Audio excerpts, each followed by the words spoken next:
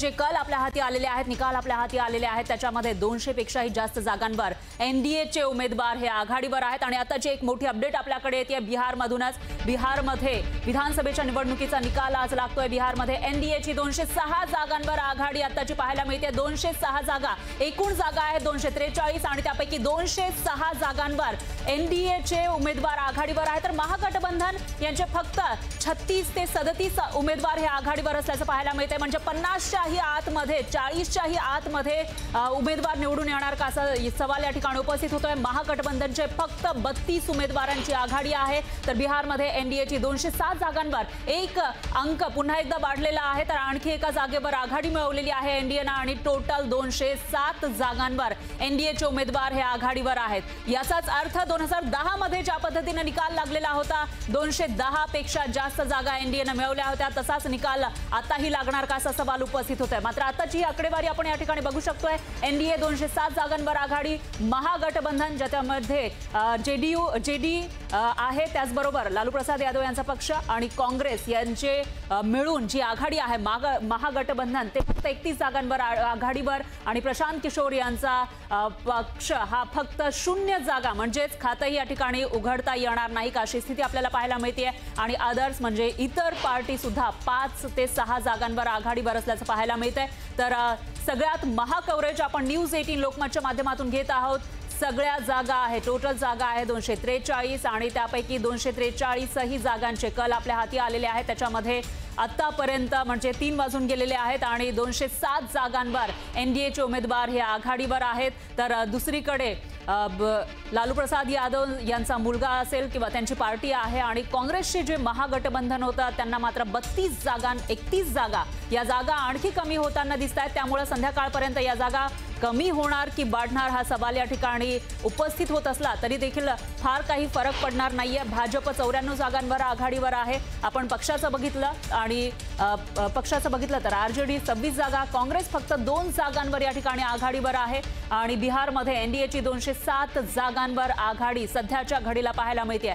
16 फेऱ्या या होऊन गेलेल्या आहेत, 16 फेऱ्यांच्या काउंटिंग होऊन गेलेलं आहे आणि याच्यामध्ये आतापर्यंत एनडीएची आघाडी 207 जागांवर कायम असल्याचं आपल्याला पाहायला मिळतंय। 1-2 जागा इकडे तिकडे होऊ शकतात, मात्र हाच निकाल संध्याकाळपर्यंत कायम राहिला तर एनडीएला क्लीन स्वीप या ठिकाणी मिळताना आपल्याला पाहायला मिळतंय। ज्या पद्धतीनं एक्झिट पोलमध्ये निकाल लागलेले होते, निकाल अंदाज दाखवलेले होते, त्याही पेक्षा जास्त एक मोठा विजय एनडीएला या ठिकाणी मिळताना पाहायला मिळतोय। एनडीए सध्या 207 जागांवर आघाडीवर आहे तर महागठबंधन फक्त 31 जागा म्हणजे 40 पेक्षाही कमी जागांवर आघाडीवर आहे।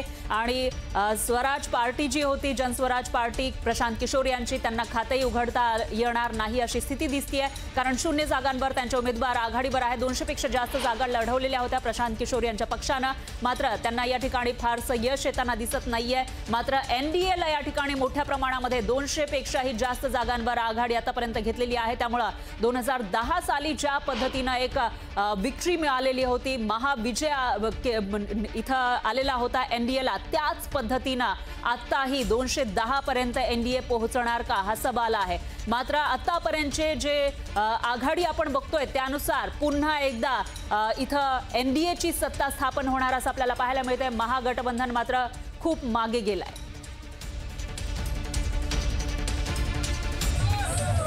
तर बिहार निवडणुकीच्या निकालावरून अंबादास दानवेंनी काँग्रेसवर टीका केली आहे। जागा वाटपामध्ये काँग्रेस मोठा वाटा मागतं असं म्हणत दानवेंनी आगपाखड केलेली आहे। कारण आपण इतिहास बघितला तर मागच्या वर्षीच्या विधानसभेच्या निवडणुका महाराष्ट्रामध्ये झाल्या होत्या, त्यावेळेला जागा वाटपावरून महाविकास आघाडीमध्ये अनेक दिवस चर्चा या अडलेल्या पाहायला मिळालेल्या होत्या आणि शेवटी जागा वाटप झालं, मात्र त्याच्यामध्ये म्हणावं तेवढं यश महाविकास आघाडीला आलं नव्हतं। आणि तशाच पद्धतीनं महाराष्ट्रामध्ये ज्या पद्धतीने निकाल लागलेले होते तसेच निकाल आपल्याला बिहारमध्ये सुद्धा पाहायला मिळत आहेत। एनडीएला मोठा या ठिकाणी विजय मिळताना दिसून येतोय आणि त्या पार्श्वभूमीवर दानवे जे महाविकास आघाडीमधील शिवसेना युबीटीचे नेते आहेत त्यांनी काँग्रेसवर आगपाखड केली आहे।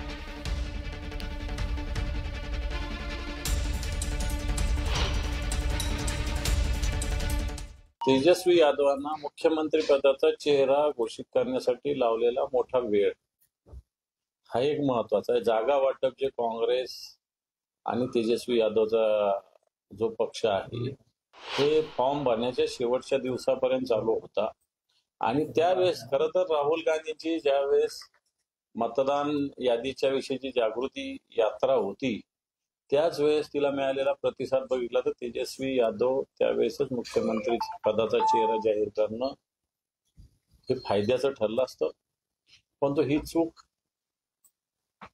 त्यावेळेस केलेली आहे. मी म्हणणार नाही की तेवढ्याच याच्यामुळे या सगळ्या गोष्टी झाल्या असेल, ज्या ज्या कमतरता झाल्या असेल, सत्तेचा मिसयूज झाला असेल, मतदार याद्याचा घोळ हा तर आहेच, पण कुठं ना कुठं काँग्रेस असेल, तेजस्वी यादवांचा पक्ष असेल, हा कमी पडला हे कबूल केलं पाहिजे.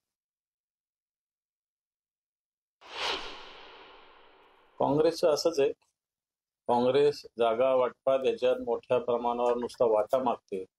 प्रत्यक्षात ज्यावेळेस विजयाचं वेळ येते त्यावेळेस काँग्रेसचं विजयाचं प्रमाण हे अतिशय कमी असतं. ही काँग्रेसची मानसिकता आहे. आता आम्ही नगरपालिका वगैरे विषयी सुद्धा बोलतो, तर काँग्रेसच्या कार्यकर्त्याची हीच मानसिकता असते आणि त्याच्यामुळं मला असं वाटतं बाकीच्या लोकांचं सुद्धा नुकसान होत असतं. दानवेंना काय माहित नाही काय तेजस्वी यादव मुख्यमंत्री पदाचा चेहरा तिथे डिक्लेअर केला होता? माहिती घ्यावी. आता काहीतरी बोलायचं असेल तर ते बोलू देत, पण बिहारमध्ये तेजस्वी यादव यांचा चेहरा आम्ही घोषित केलाच होता. उलट भाजपानेच तळ्यात मळ्यात चाललं होतं त्या महायुतीचं. महागठबंधनी चेहरा दिला. आता महाराष्ट्राच्या निकालाच्या संदर्भात चाललं तर सर्वच जबाबदार आहेत. कोणी उघड घातला तर सगळ्यांनीच घातला. जागा वाटपाचा तिढा शेवटपर्यंत त्या सगळ्यामुळेच झाला आहे.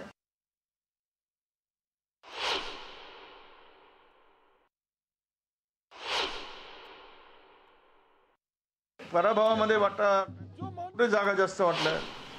बिहारमध्ये जागा आम्ही कुठे जागा जास्त लढवल्या? 150 जागा किए, उसी का आज परिणाम है जो प्रचंड बहुमत वहाँ के जनता जनार्दन ने दी है. मैं सभी जनता जनार्दन को मैं नमन करता हूँ और ये मेरा 164वां दर्शन है. उनके दर्शन के लिए मैं आता हूँ. मैं पूरे भारत भ्रमण करता हूँ. मेरे श्री राम रूपी माननीय प्रधानमंत्री नरेंद्र दामोदर दास मोदी जी का भारत में जहाँ जहाँ सभा होती है मैं इसी रूप में सभा का साक्षी बनता हूँ, क्योंकि वह गरीब घर में जन्म लिए. गरीबी क्या चीज होता है उनसे बढ़ के कोई नहीं जानेंगे. ऐसा माननीय प्रधानमंत्री न हुए हैं न होंगे, क्योंकि यह गरीब घर में जन्म लिए. और आज सबका साथ, सबका विकास, सबका विश्वास और सबके प्रयास की पद्धति पर पूरे भारत को विश्व में सर्वांगीण विकास करके विश्व गुरु बना दिए हैं भारत को. जय जय श्री राम.